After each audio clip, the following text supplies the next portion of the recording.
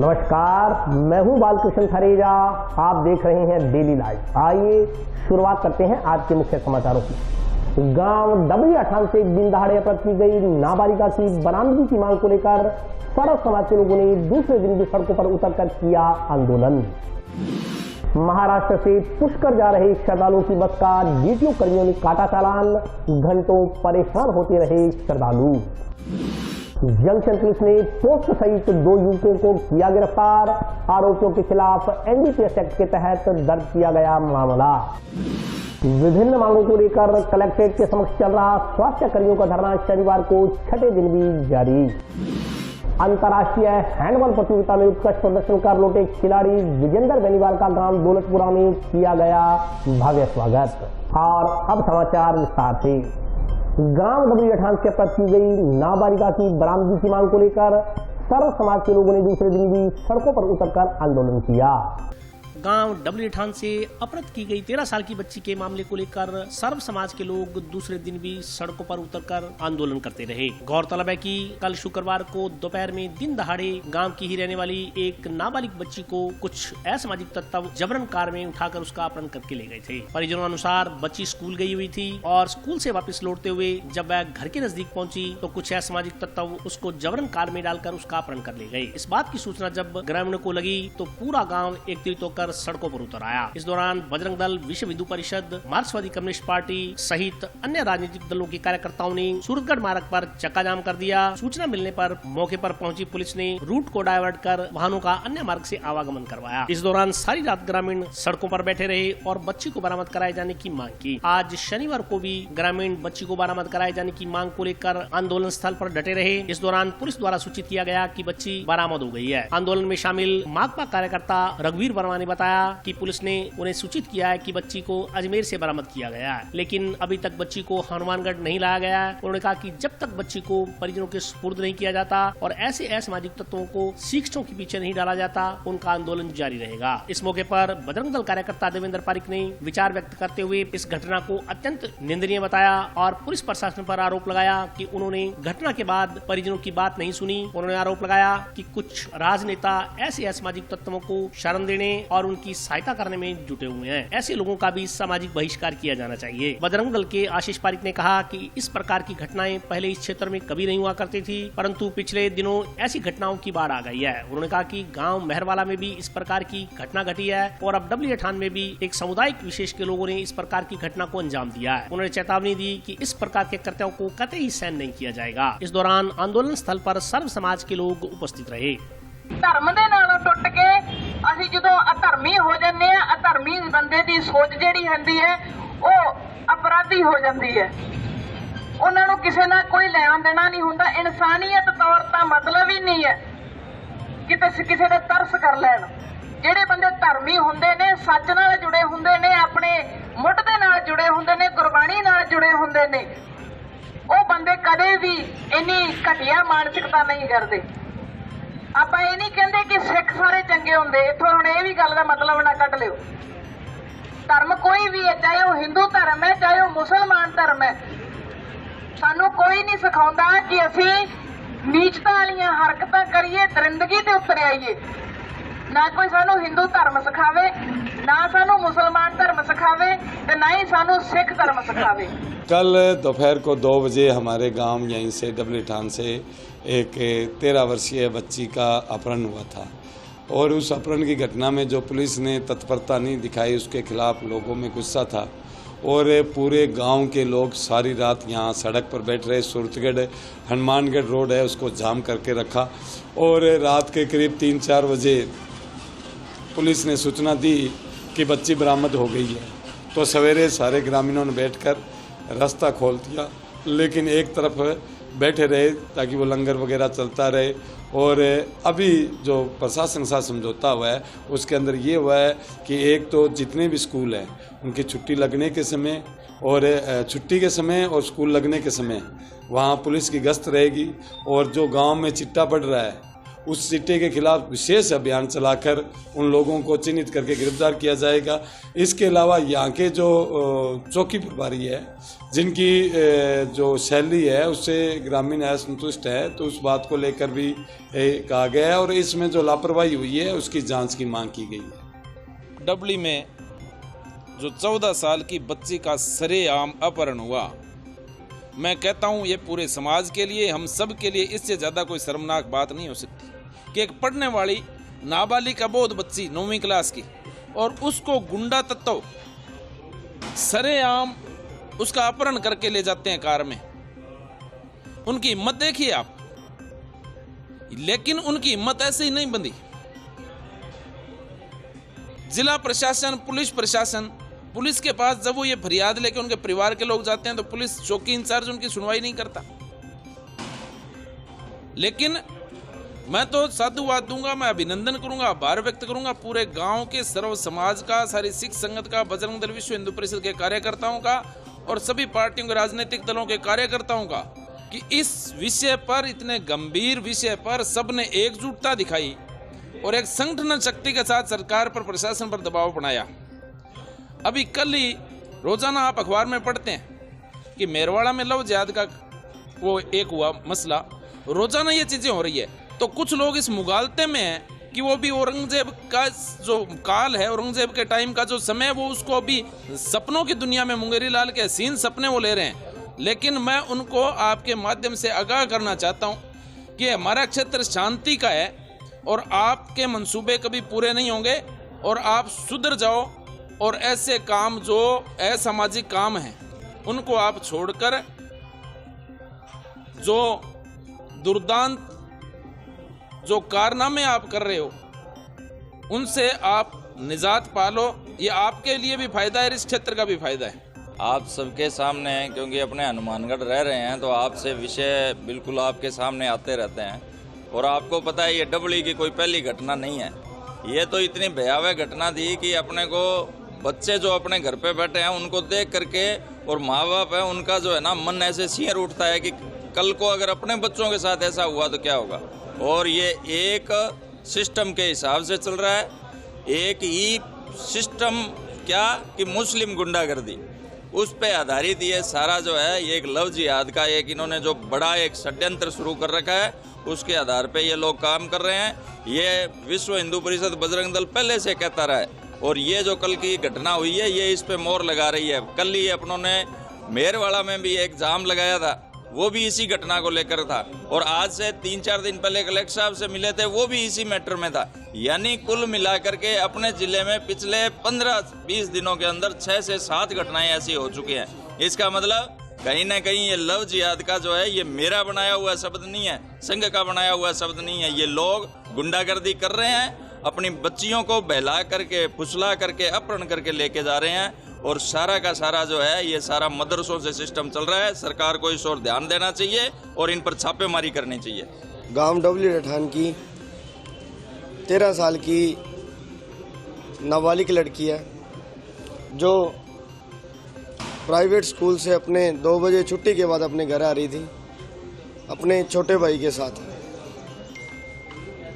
आधे रास्ते में जब वो आती है, पीछे से एक Swift, Maruti Suzuki Swift Dzire car आती है सफ़ेद कलर की। उसमें से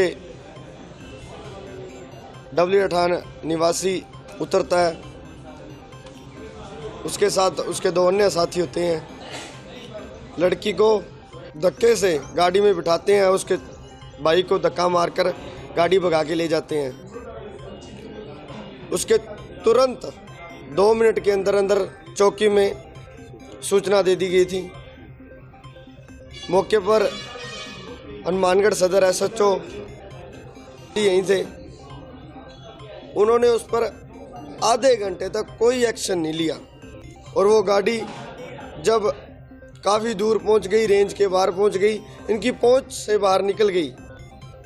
आधे घंटे बाद हम यहाँ आए, हमें सूचना मिली, हम परिवार के साथ यहाँ आए। उसके लड़के के पिता को यहाँ पर चौकी में पकड़ रखा था। हमारे गांव के ही एक असामाजिक तत्व मान लीजिए, वो आता है, उसकी यहाँ पर चौकी में एज ए दलाल वो यहाँ आता जाता रहता है। वो आता है और उसके पिता को यहाँ से छुड़ा के ले जाता है। जो किडनैपिंग की घटना हुई है उसकी सीसीटीवी फोटोज भी उसी टाइम अपनों ने निकलवा ली थी।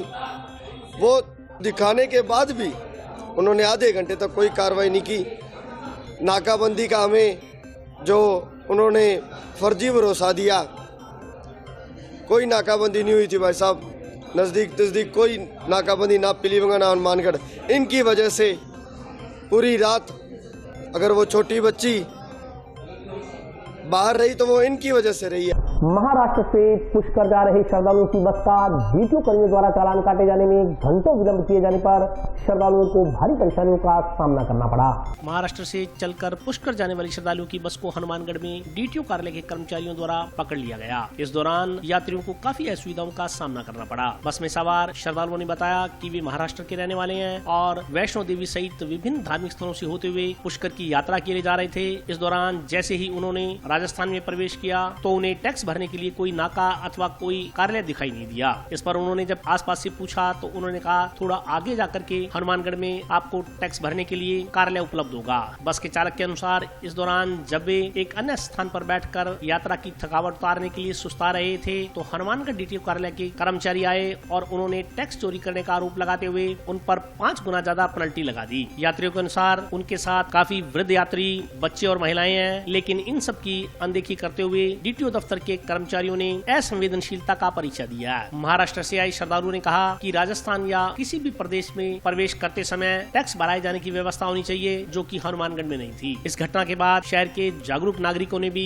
जिला परिवहन कार्यालय के इस प्रकार की कार्रवाई की आलोचना की है। पार्षद प्रतिनिधि विक्की ने इस संदर्भ में जानकारी देते हुए बताया कि उन्हें जानकारी मिली कि कुछ लोग महाराष्ट्र से चलकर पुष्कर जा रहे हैं और हनुमानगढ़ में उनकी बस को पकड़ लिया गया। जब वे मौके पर पहुंचे तो यात्रियों को काफी परेशान देखा और जब उन्होंने इस संदर्भ में टैक्स काटने वाले कर्मचारी से बात की तो उन्होंने कोई भी राहत देने से इनकार करते हुए यात्रियों के लिए कोई सुविधा का भी इंतजाम नहीं किया। पार्षद प्रतिनिधि ने कहा कि बाहर से आने वाले वाहनों के लिए टैक्स आदि काटने की तुरंत कार्रवाई होनी चाहिए। इसके अलावा वाहनों में सवार यात्रियों की सुविधाओं का विशेष ध्यान रखा जाना चाहिए।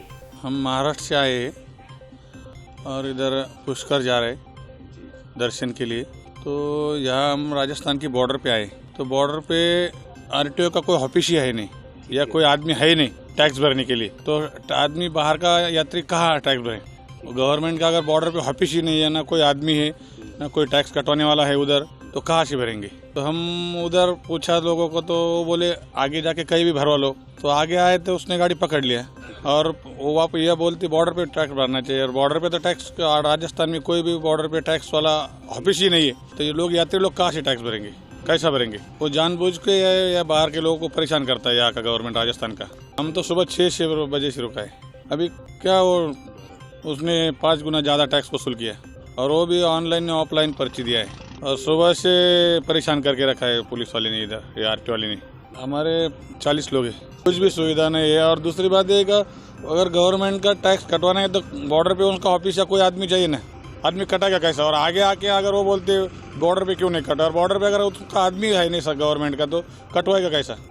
वो वैष्णो देवी से आए ना, तो लेडीज लोग को बहुत लेटरिन का तकलीफ हो गया और खाना भी पूरी तरह से कल खाया नहीं। इधर आया तो खाना पका रहे थे तो खाना पकाने भी उसने मना कर दिया, तो पैसा पूरा वसूल कर दिया। में उधर उधर बोलने लगे। ऑनलाइन में वो अभी तक वो निकाला नहीं, यहाँ से गाड़ी हटा नहीं सकते, ऐसा हुआ है। बहुत तकलीफ हुई है, यात्रालुओं को पूरा परेशान कर दिया है। देखो ये बूढ़े लोग की कितनी परेशानी, सुबह 6 बजे से उधर उधर घूम रहे हैं, कोई नहीं दादागिरी की बात करते हो, किसी का कोई चिंता नहीं है। वो पानी इधर भरने लगे तो पानी के इधर मत फेंको, इधर मत फेंको, ऐसा बोलने लगे। सब लोग ऐसे कर रहे हैं। क्या थोड़ा होता है यात्रियों को वैसा बड़जबरी करोगे तो कौन है? ये यात्री पूरे बूढ़े लोग हैं, सब इसमें बड़ी बड़ी उम्र के हैं। आज सुबह जब हम घूमने गए तो हमने देखा कुछ मराठा ड्रेस में आदमी घूम रहे थे, वहाँ पे कुछ महिलाएं बैठी थी इसके एक बस के पास, डीटी ऑफिस के बाहर। तो हमने पूछा अभी आपको क्या समस्या है? वो कहते हैं हमारी बस का चलान हुआ है तो हम यहाँ बैठे हैं। तो फिर वो हमारे से बातें लगे, हमको बताने लगे भी हम जब आपका राजस्थान का कोई आदमी आता है तो हम उसकी बहुत मदद करते हैं, हम काफ़ी परेशान हो रहे हैं। फिर हमने उनकी समस्या पूछी, उन्होंने फिर जब बताया भी बस की कोई टैक्स वगैरह की समस्या है। हमने हाथों हाथ पवन चुग जी को फ़ोन मिलाया हमने कहा भी यहाँ कुछ जो भी रुके हुए आदमी इनकी पानी की जल की व्यवस्था की जाए जिससे इनको यह समस्या ना हो। उसकी सुनवाई ना करते हुए कम से कम 3-4 घंटे वो बेचारे वहाँ बैठे, उनके साथ बच्चे भी हैं, औरतें भी हैं। तो मैं एक मैसेज देना चाहूँगा भी ऐसे बाहर से अगर कोई बस को अगर कोई सरकारी कर्मचारी पकड़ता है, रोकता है, तो उनके लिए कोई फैसिलिटी की जाए। और वो 10-10:30 बजे का टाइम हो रहा है, ना तो उन्होंने खाना खाया ना चाय पी है।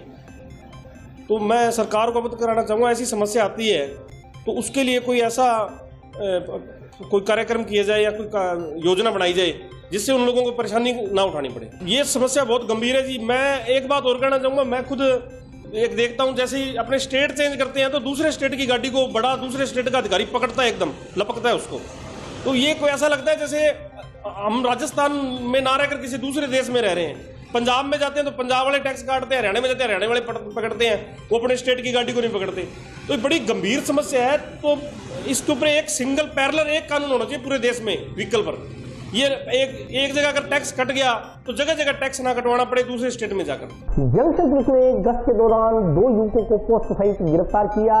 आरोपियों के खिलाफ एनडीपीएस एक्ट के तहत मामला दर्ज किया गया है। जंक्शन पुलिस ने 2 युवकों को पोस्ट सहित गिरफ्तार किया है। आरोपियों के खिलाफ एनडीपीएस एक्ट के तहत मामला दर्ज किया गया है। इस संदर्भ में जानकारी देते हुए जंक्शन थाना के एसआई गजेंद्र शर्मा ने बताया कि दौरान गश्त पुलिस ने बिना नंबरी मोटरसाइकिल देखा तो मोटरसाइकिल चालकों को रुकवाया गया। इस दौरान देखा कि मोटरसाइकिल के चालक और एक पीछे बैठे युवक के बीच एक थैला रखा हुआ था। थैले की जब तलाशी ली गई तो उसमें पोस्ट बरामद हुआ। पुलिस ने आरोपियों से जब पूछताछ की तो वे संतोषजनक जवाब नहीं दे पाए तथा न ही कोई लाइसेंस आदि उनके पास था। इस पर पुलिस ने उन्हें थाने में लाकर उनके खिलाफ एनडीपीएस एक्ट के तहत मामला दर्ज किया। एसआई ने बताया कि पकड़े गए युवकों में एक युवक हरियाणा के चौटाला शहर का है जबकि दूसरा पीलीबंगा का रहने वाला है। चौटाला निवासी युवक का नाम प्रतीश है जबकि पीलीबंगा के रहने वाले युवक का नाम राकेश कुमार है। पुलिस उनसे पूछताछ कर रही है।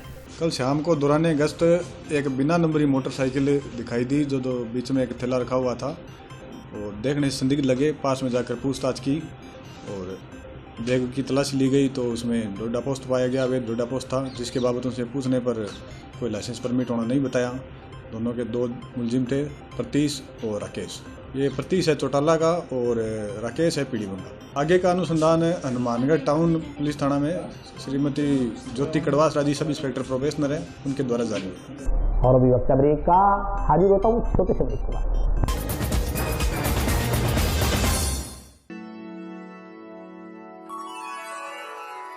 यूं तो कई बार मुझे हंसते देखा है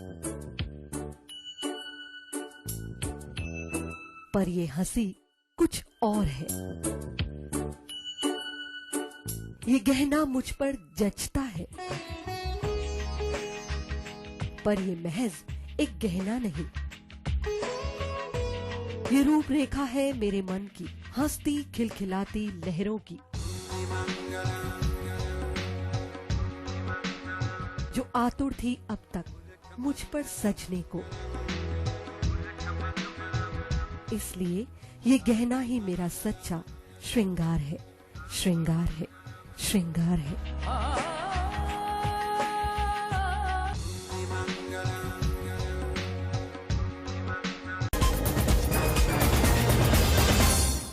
ब्रेक के बाद स्वागत है। आइए नजर डालते हैं अगले समाचारों पर।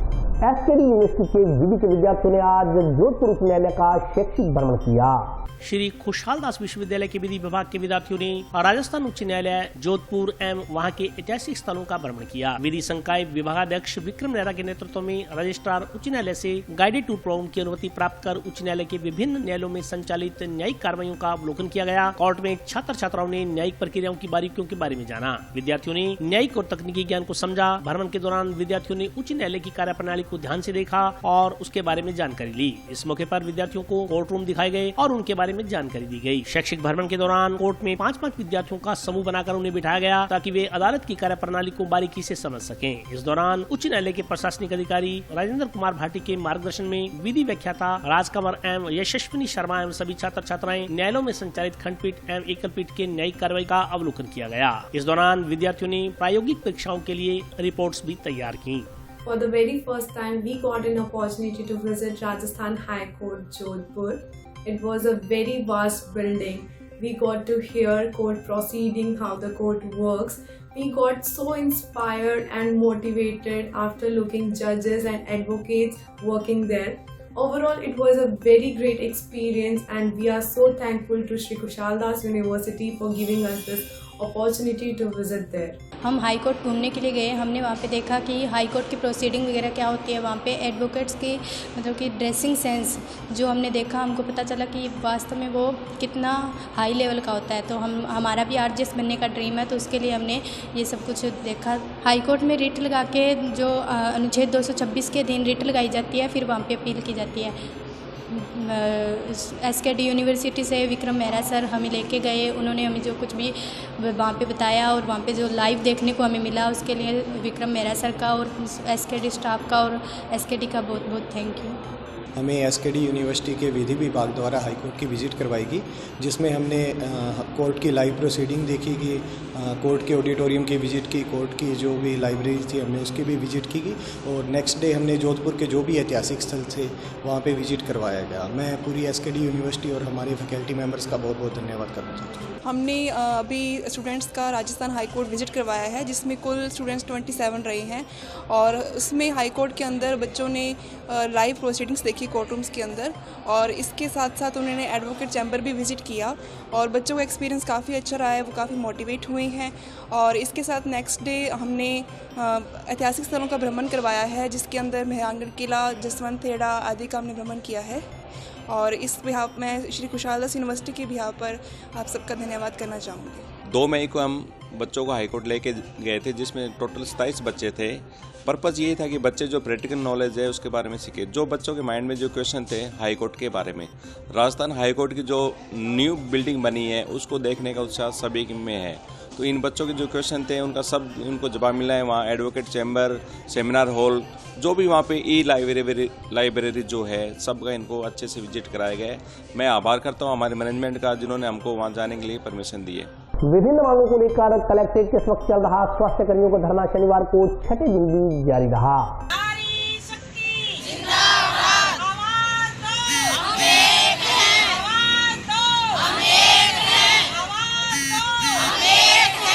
वर्षों से कार्य कर रही ANM को LHB पद पर पदोन्नत करने व ग्रेड पे 3600 करने की मुख्य मांगों को लेकर ANM की बेमियादी हड़ताल शनिवार को 6ठे दिन भी जारी रही। ANM ने शनिवार को विभिन्न राजकीय कार्यों का बहिष्कार कर जिला कलेक्ट्रेट के समक्ष धरना दिया। इस दौरान सरकार के खिलाफ नारेबाजी कर विरोध दर्ज करवाया गया। इस मौके पर बोलते हुए ANM कार्यकर्ताओं ने कहा कि एक ANM जो ANM के पद पर नौकरी शुरू करती है और उसी पद से उसे रिटायर कर दिया जाता है, उसे पदोन्नत नहीं किया जाता। महिला स्वास्थ्य कार्यकर्ता एवं महिला स्वास्थ्य दर्शिका, महिला नर्सिंग स्वानक की योग्यता तृतीय श्रेणी अध्यापक के बराबर होती है। उनके लिए भी राज्य सरकार की ओर से 2 वर्षीय डिप्लोमा तथा सभी महिला स्वास्थ्य कार्यकर्ता एवं महिला स्वास्थ्य दर्शिका की योग्यता 12वीं पास निर्धारित की गई है। फिर भी ANM को ग्रेड पे तृतीय श्रेणी अध्यापक के बराबर नहीं दिया जा रहा, जबकि तृतीय श्रेणी अध्यापक 8 घंटे ड्यूटी करते हैं। इसके विपरीत महिला स्वास्थ्य कार्यकर्ता 24 घंटे ड्यूटी देने को बाध्य है। इसलिए महिला स्वास्थ्य कार्यकर्ता की 3600 ग्रेड पे एवं महिला स्वास्थ्य दर्शिका की 4200 ग्रेड पे एवं BHF की 5200 ग्रेड पे की जानी चाहिए। उन्होंने मांग की कि LHB का पदनाम senior circle health nurse officer और ANM का पदनाम पब्लिक हेल्थ नर्स ऑफिसर किया जाए। इस मौके पर निशु वर्मा, रूपा पारिक, हरविंदर, शारदा, संजू, कुलविंदर, सुखप्रीत, मंजीत, सुमन शर्मा, हरजिंदर, विनोद, मीनाक्षी, राजबाला सहित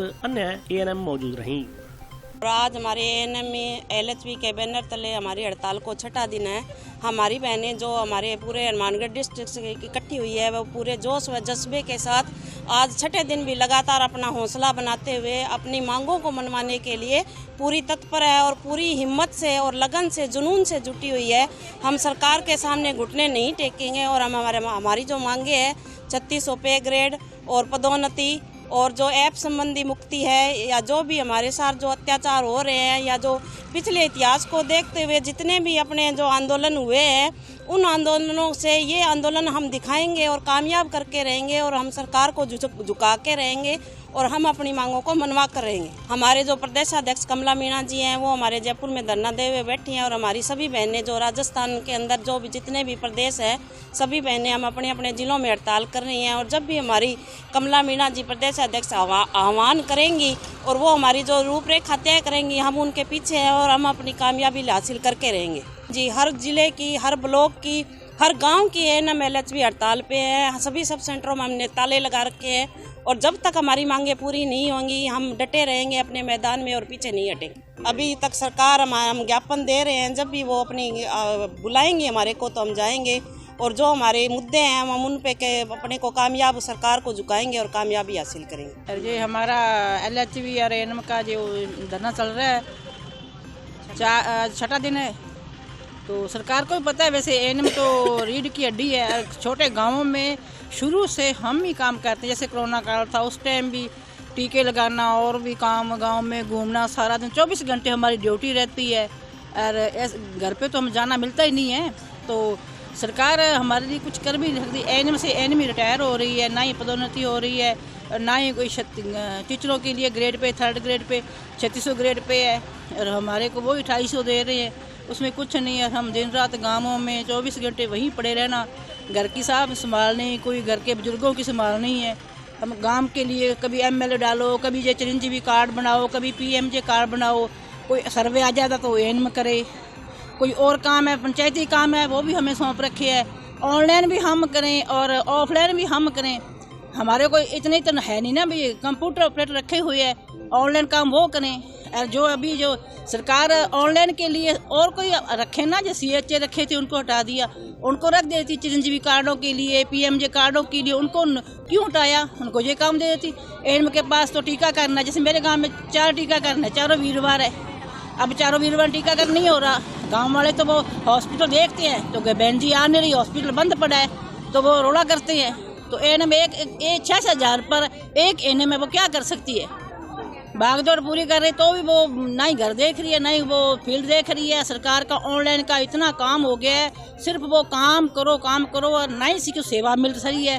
सही सेवा तो गाँव में मिल ही नहीं रही ना, कामों की वजह से गाँव का इतना बोझ है।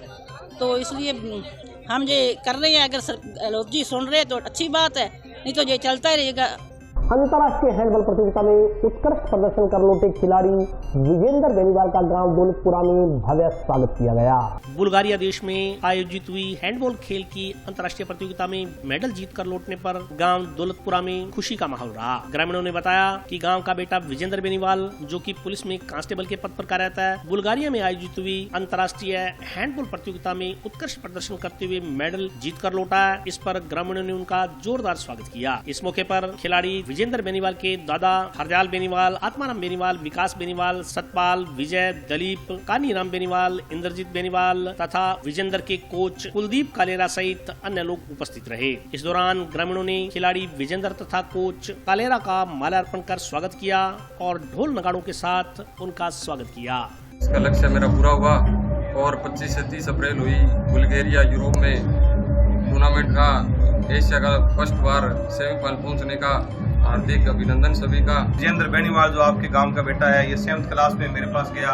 इससे पहले इसी गांव का बेटा जो गेम्स कोटे में आज SI पद पर डायरेक्टर है, दीनदयाल बेनीवाल, वो इससे पहले 9th क्लास में मेरे पास गया। बच्चों की लगन और मेहनत, इस मिट्टी का प्यार इनके साथ जज्बे में भरा है जी। इस मिट्टी को बहुत चमकाना चाहते हैं, ये देखा मैंने उनमें।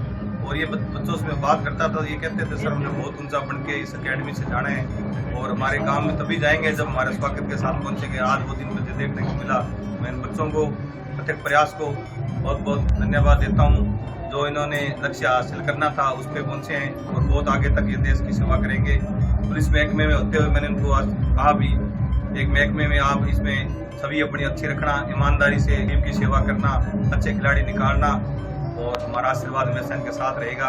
ये हमारे गांव और हमारे परिवार के लिए बहुत ही बड़ा खुशी का क्षण है। ऐसे मौके मैं तो कहता हूँ बहुत सारे आगे बढ़ते जाएं और जिससे कि पूरे गांव के अंदर रोज रोज ऐसे मौके हैं जिससे कि गांव के और लड़कों को प्रोत्साहन मिले और इसको देखकर और गांव से जो है लड़के और वो भी तैयारी कर लें। जैसे हमारे गांव से 5-7 लड़के और हैं, हमारे कुछ परिवार से हैं, कुछ हमारे गाँव से हैं, तो यहाँ से तैयारी कर रहे हैं और इनको देखकर विजेंद्र को देखकर आज वो भी खुशी के हमारे खुद तैयारी कर रहे हैं और सोच रहे हैं कि हम भी आगे चलकर खेल का हिस्सा बनेंगे और टीम का हिस्सा बनेंगे, राजस्थान और भारत की टीम का हिस्सा बनेंगे। तो आज के लिए बस इतना ही। कल फिर हाजिर होता हूँ नए समाचारों के साथ, तब तक के लिए नमस्कार।